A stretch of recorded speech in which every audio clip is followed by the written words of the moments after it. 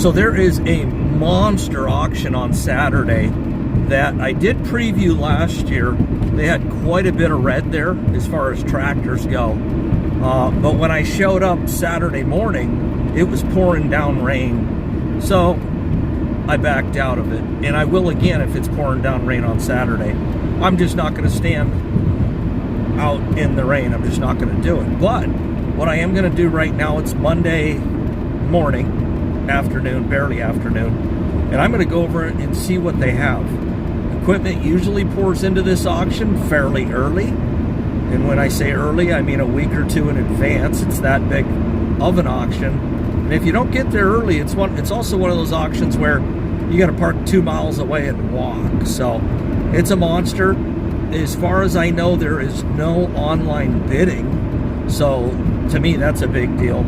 Anymore, if I find out there's online bidding, I just stay home and online bid, because the prices tend to be higher. You have more competition. It just stands to reason. So I'm going to go over there. We'll do a real quick preview and go from there.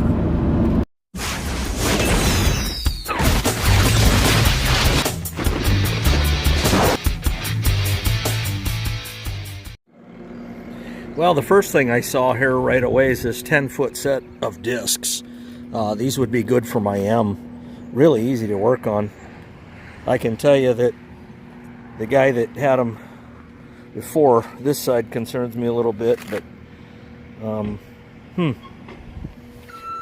that don't look too good either. That whole housing's, I can't see if I can see that or not. Yeah, that whole housing's ripped apart, so that'd have to be fixed before they could really be field ready. Then they got a old David Brown here. Somebody painted orange. Somebody must have been an Allis Chalmers fan. I mean, yeah, the David Browns were orange, but these were mainly white up top and whatnot. This is an 885. You can barely see the numbers. 885. I had a 1200 and I had a 995. The 995 was about 65 horse, so I'm going to tell you this is high 40s, probably 48 to 50, 51. It wasn't a bad tractor. The engines are the best starting diesel engines I've ever seen in the wintertime.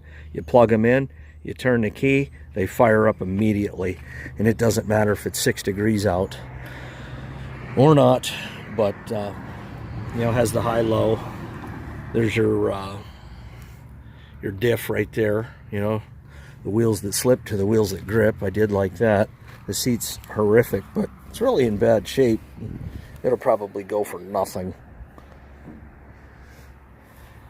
Getting parts for them is not always the easy thing to do.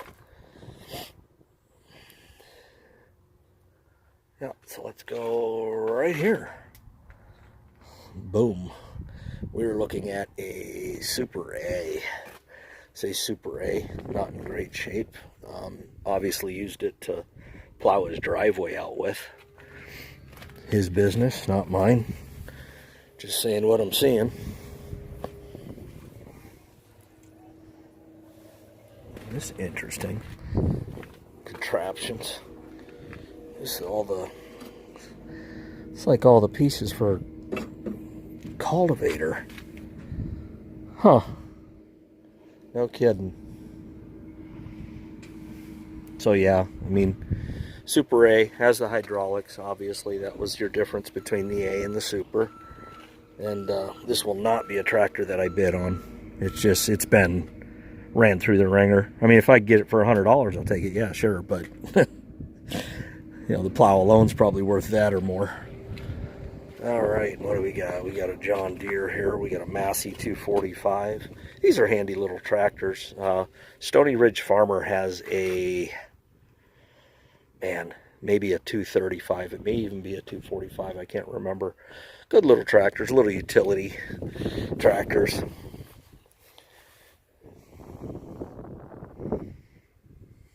Dual remotes, which I like. Big fan of the remotes.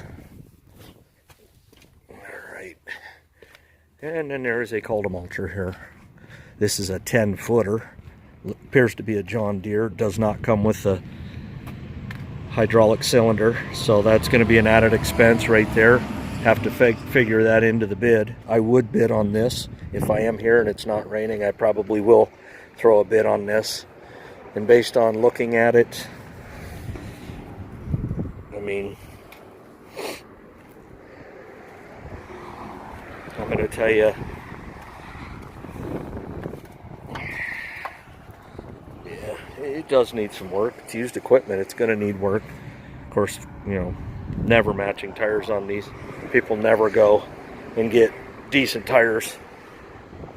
I guess if you're not taking it down the road, what do you need decent tires for? But I think my bid will stop at about, man, maybe $700 based on the work it needs and other stuff. So somebody will buy it for $1,200 though, and I'm fine with that. Old planter, horse drawn, got a wooden tongue on it. This is super old. I bet it drops corn seed still though. There's a picker.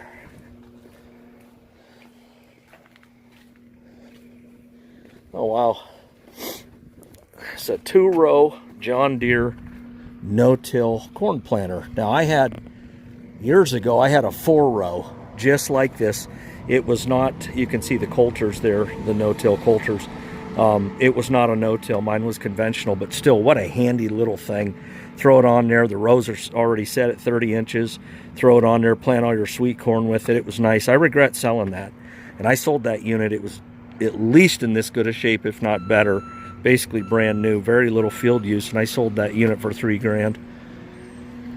Let's go over here. Oh, we got a John Deere 7000 planter. Boxes are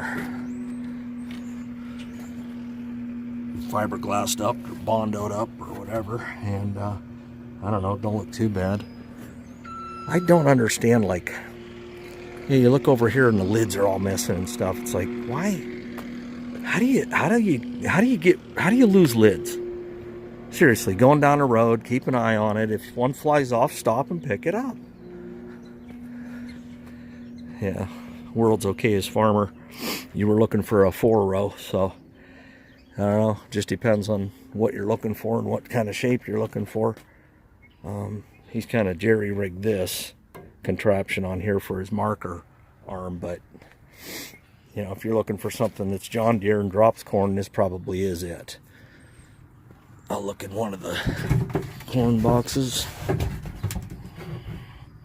Really good shape. Yeah, I'm sure it drops pretty good. You know, good enough for the small farmer is basically what it is.